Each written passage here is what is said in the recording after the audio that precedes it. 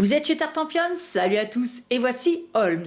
C'est un jeu pour 2 joueurs à partir de 10 ans pour des parties d'environ 30 minutes. Alors bienvenue chers amis en plein cœur de Londres où Moriarty a encore fait des siennes en attaquant le Parlement. Si vous avez décidé de prendre le rôle de Sherlock Holmes, il vous faudra récolter le plus d'indices possible. Alors que si vous êtes Moriarty, vous devrez effacer vos traces. Toujours est-il que vous avez 7 jours pour jouer, pas un de plus, pas un de moins. Mais vous ne serez pas tout seul, de différents personnages vous accompagneront tout au long de la partie, des nouveaux vont apparaître, certains seront plus ou moins douteux, mais vous pourrez quand même essayer de réussir à arriver à vos fins. Comment est-ce qu'on joue dans Holmes? Eh bien c'est très simple, on va jouer en 7 manches, ou plutôt devrais-je dire en 7 jours. À la fin du 7e jour, eh bien on va compter nos points de victoire en fonction de nos collections d'indices et de nos collections de fragments de plans du Parlement. Chaque nouvelle journée se décompose en 3 temps, le nouveau jour qui commence, l'enquête qui se poursuit et le jour qui touche à sa fin. Pour le premier jour, vous ne réaliserez pas tout de suite l'étape, un nouveau jour commence. On a tout simplement installé le jeu de la façon suivante, on a pioché les 2 premières cartes personnages qu'on a installées sur leur case emplacement jour 1. À savoir que dans le jeu, vous avez 10 personnages différents au total, mais qu'il n'y en aura 8 qui sortiront dans une partie, donc ils n'apparaîtront pas tous. Et puis si vous craignez un petit peu les interactions fortes, vous pouvez, pour vos premières parties tout du moins, vous passer de Irène Adler car elle pique carrément des cartes dans la collection des autres joueurs. Pour le premier jour, on commence donc directement avec la phase l'enquête se poursuit et Sherlock Holmes sera le premier joueur. Il va poser un de ses 3 premiers jetons action sur les 5 personnages qui sont visibles. Donc s'il choisit d'aller voir Madame Hudson, il le met couché et il voit s'il gagne son atout, c'est-à-dire prendre 3 jetons d'influence depuis la réserve. Alors attention, si un jour la réserve est vide, eh bien vous ne pourrez pas faire cette action-là. C'est à Moriarty maintenant de se positionner et de réaliser l'atout par exemple de Wiggins qui lui dit de prendre 5 jetons depuis la réserve. Et on va jouer comme ceci, chacun son tour. Alors à savoir que vous pouvez vous placer si vous le voulez sur le même personnage que le joueur précédent. En revanche, vous ne pouvez pas vous remettre là où vous avez déjà été. Vous êtes obligé de choisir un autre personnage. Et on va enchaîner en jouant chacun son tour comme ceci jusqu'à ce que les 2 joueurs aient posé chacun leurs 3 jetons action. Et on va terminer avec la phase le jour touche à sa fin. On regarde s'il y a un personnage sur lequel on retrouve nos 2 joueurs. C'est le cas pour le Dr Watson. À ce moment-là, on est censé retourner la carte personnage, mais là, c'est une exception puisque Watson, Hudson et l'inspecteur Lestrade sont gravés dans le plateau de jeu. Ils sont donc toujours disponibles. Mais si on avait été dans cette configuration-là, à ce moment-là, on retournait ce personnage et il était indisposé pour le jour suivant, en remettant bien sûr nos pions dessus. On ne peut pas s'en servir de la même façon que pendant cette phase-là. Si on avait retourné une carte le jour précédent, eh bien on la remet face visible. En gros, un personnage n'est bloqué que pendant une journée. Le premier jour est terminé, on passe donc au jour numéro 2 et je peux enfin vous expliquer la phase. Un nouveau jour commence, tout simplement, un nouveau personnage va apparaître et vous allez l'installer sur la nouvelle journée que vous entamez. Et puis comme c'est le matin, eh bien tout le monde se lève, donc vous allez relever tous les pions actions des joueurs, peu importe où ils se trouvent, même si c'est sur un personnage que vous avez bloqué à la dernière phase. À partir de maintenant, on peut passer à la phase l'enquête se poursuit et Holmes va devoir jouer un de ces 3 pions actions. Eh bien, il ne peut pas refaire le personnage sur lequel il se trouve en ce moment. Il est obligé de se déplacer et d'aller sur un nouveau personnage. Donc, par exemple, il peut faire ceci. Allez voir Madame Ziba, il couche son pion action et il va faire l'action, s'il le veut, de Madame Ziba. C'est ensuite à Moriarty de jouer, qui lui peut aller voir Madame Hudson et du coup maintenant c'est à Holmes de jouer et il peut maintenant revenir et faire l'action du personnage Madame Hudson puisque ça n'est plus bloqué. Que font les personnages? C'est très simple, Wiggins on a déjà vu, on gagne 5 jetons d'influence, c'est aussi le cas de Madame Hudson mais seulement 3 jetons. L'inspecteur Gregson va va nous permettre de récupérer des indices face visible. Si vous dépensez 2 jetons d'influence, vous prendrez une carte, 4 jetons, 2 cartes et 6 jetons, vous prendrez 3 cartes. Attention, on les prend face visible, on ne les pioche pas. Vous choisissez et vous les ajoutez à côté de votre personnage. Alors, les indices ont différentes valeurs. Il faut savoir que cet indice, c'est le numéro 3 et qu'il existe 3 cartes. Cet indice-là, c'est le numéro 9. Dans le jeu, il y a 9 cartes. Et cet indice-là, c'est le numéro 5. Et dans le jeu, il y a 5 cartes. On ne recomplétera la rivière qu'à la fin de votre tour. Donc, si vous avez joué ce personnage, vous les ajoutez devant vous. L'autre joueur doit toujours voir ce que vous avez. Et vous avez donc entamé 3 nouvelles collections. On peut faire ceci également avec Watson et Lestrade.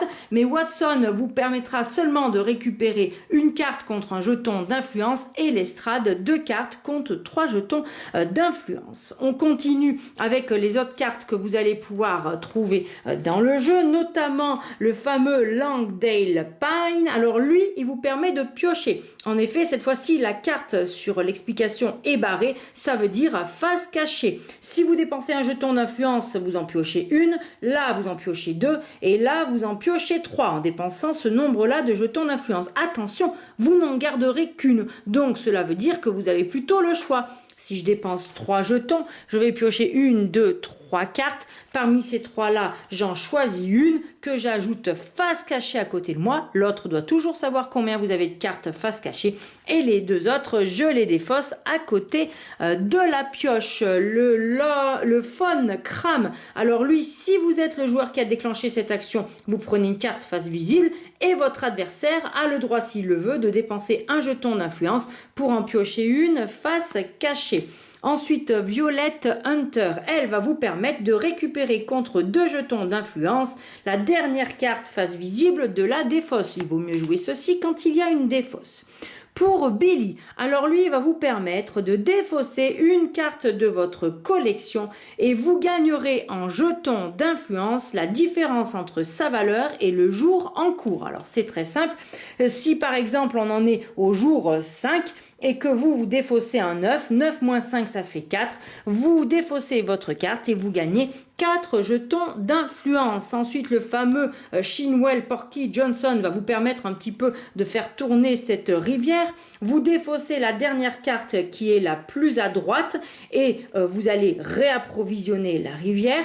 À ce moment-là, pour 2 jetons d'influence, vous pourrez prendre une carte visible. Ça vous permet de faire tourner un peu tout ceci. Madame Ziba, elle, vous propose de piocher 3 cartes face cachée. Vous êtes le joueur actif, c'est toujours le petit bonhomme en blanc. Vous en gardez une face cachée et vous passez les 2 autres à votre adversaire.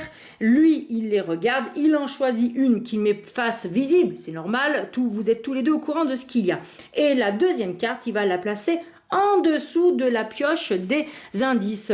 Et Toby, lui, eh bien, il va vous permettre de gagner en jetons d'influence la quantité de collections d'indices différents que vous avez en jeu.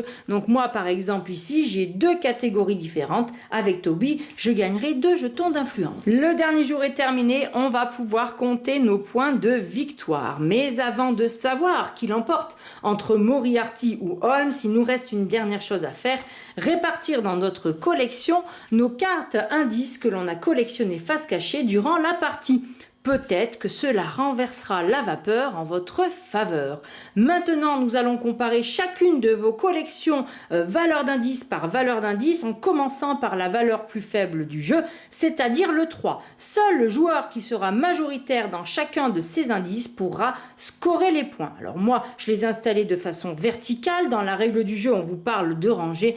Il me semble que l'essentiel, c'est de bien répartir les indices pour bien voir la différence de leur valeur. Alors en ce qui concerne le 3, j'ai toutes les cartes qui existent dans le jeu, donc c'est moi qui l'emporte. Qu'est-ce que je gagne? La valeur de l'indice. Et en plus, comme j'ai toutes les cartes d'un même indice, j'ai un petit bonus de 3 points. Pas forcément parce que c'est une valeur 3. Si j'avais eu tous les 6, j'aurais le bonus de 3 points.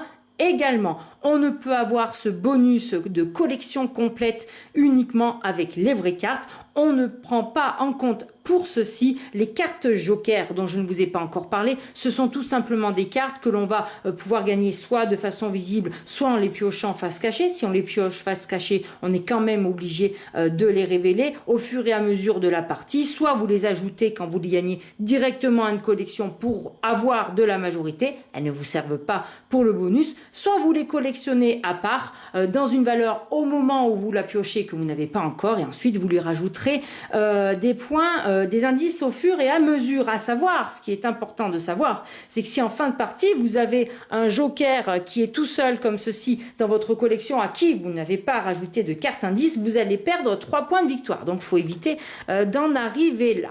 On va comparer maintenant nos cartes de valeur 4 et donc l'adversaire en a 4. Là son joker lui permet d'affirmer sa majorité par rapport à moi. C'est donc lui qui va compter les points. Il compte quoi? Sa valeur d'indice, 4 points. Et là, par contre, comme il n'a pas toutes les cartes, on va lui enlever un certain nombre de points qui correspond au nombre de cartes que j'ai devant moi. 4 moins une carte, il gagne donc 3 points. On va faire pareil pour chaque carte. Ici, pour les 5, j'ai 1, 2, 3 cartes. Lui, il en a 2. Je gagne 5, moins 2, 3 points. Pour les 6, on a chacun 3 cartes. Personne ne score. Pour les 7, mon adversaire est le seul à avoir des 7. Il gagne donc intégralement 7 points, mais il n'a pas le bonus parce qu'il n'a pas tous les 7. Son joker lui permet seulement d'affirmer sa majorité. Pour la valeur 8, c'est moi qui suis majoritaire, je gagne 8 points, moins les 2 cartes de mon adversaire. Et moi, je n'ai pas de carte indice 9, mais mon adversaire en a. Donc, il remporte 9 points. À ceci, on va rajouter des points si vous avez éventuellement collectionné des fragments de cartes du Parlement. Si vous n'en avez aucun, en fin de partie, vous aurez 0 points. Si vous n'en avez qu'une carte, eh bien, malheureusement pour vous, cela vous fera perdre 1 point de victoire, comme c'est dessiné ici en bas de la carte. Si vous avez 2 fragments, là vous gagnez 1 point, c'est marqué ici. Si vous avez 3 fragments, vous avez 3 points, ben, c'est mon cas, je gagne 3 points. 4 fragments, cela vous rapporte 6 points, et 5 fragments, cela vous rapporte 10 points. On totalise tout ceci, et bien évidemment, celui qui a le plus de points de victoire remporte la partie. Et bien voilà, chers amis, pour les règles du jeu Holmes que je vous recommande. Je vous dis à très bientôt chez Tartampion, et d'ici là, n'oubliez pas, amusez-vous bien!